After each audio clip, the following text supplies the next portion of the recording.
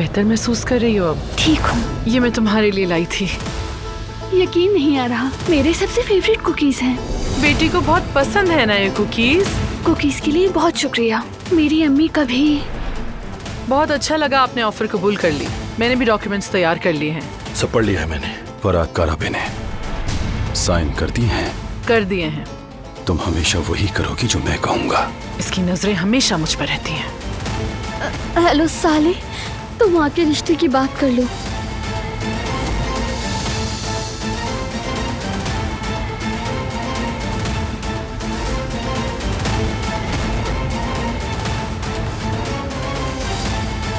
बारान नहीं। दिरान के साथ ऐसा क्यों किया? मत करो, खुदा का वास्ता, ऐसा मत करो बेटा।